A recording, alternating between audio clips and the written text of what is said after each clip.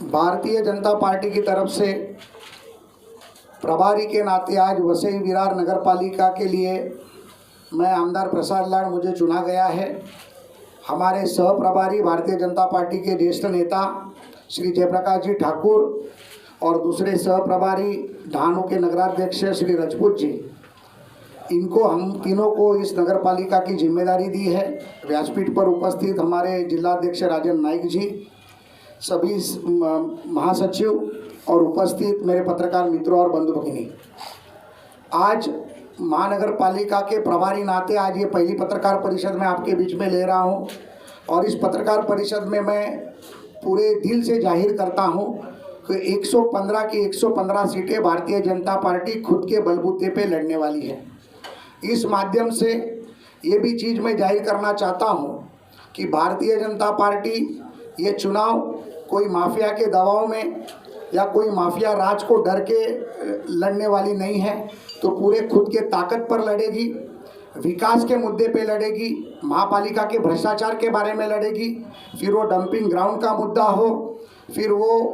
परिवहन का मुद्दा हो या आरओबी का मुद्दा हो, रोड का मुद्दा हो या पार्किंग का मुद्दा हो, इस सभी विषय को लेके भारतीय जनता पार्टी के कार्यकर्ता ने जो काम किया है वो प्रशंसनीय ऐसा काम भारतीय जनता पार्टी के यहाँ के हर कार्यकर्ता ने जिलाध्यक्ष के नेतृत्व में किया है। परिवहन को विषय के लेके मैं सभी मेरे भारतीय जनता पार्टी के जिला के कार्यकर्ता का अभिनंदन करूँगा कि उन्होंने परिवहन का विषय लेके आंदोलन किया।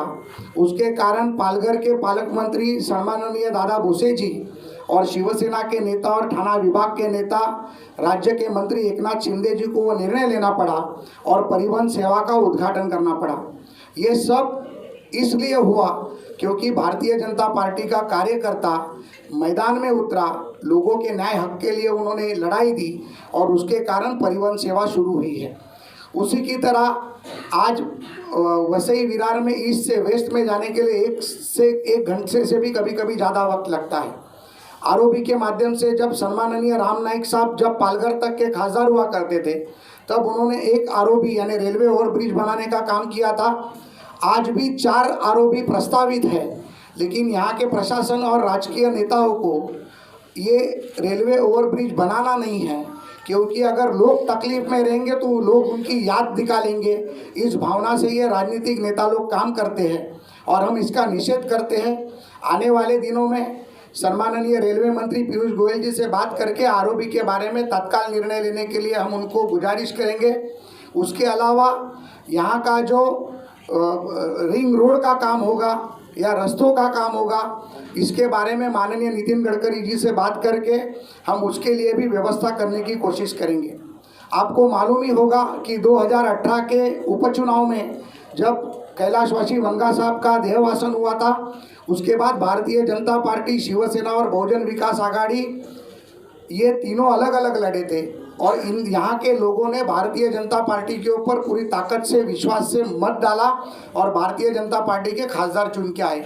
2019 में वही खासदार शिवसेना के माध्यम से चुनाव लड़े क्योंकि हमारी युति थी, लेकिन शिवसेना को ये बात मैं बहुत जानीपूर्वक बताना चाहता हूँ कि वो जो चुनाव में भी जो खासदार चुन के आए वो भारतीय जनता पार्टी के मतों के ऊपर चुन के आए, क्योंकि माननीय नरेंद्र मोदी जी का जो लोगों के ऊपर विश्वास है, उस विश्वास के कारण भारतीय जनता पार्टी के ताकत के ऊपर शिवसेना के खासदार चुन के आए।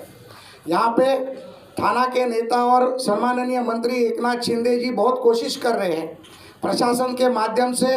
कार्यकर्ताओं के ऊपर दबाव लाने की कोशिश कर रहे हैं। यहाँ के महापालिका आयुक्त का मैं निषेध करूँगा कि वो महापालिका आयुक्त करके काम कर रहे हैं या शिवसेना का विभाग प्रमुख करके काम कर रहे हैं, इसके बारे में हमें मालूम नहीं पड़ रहा है,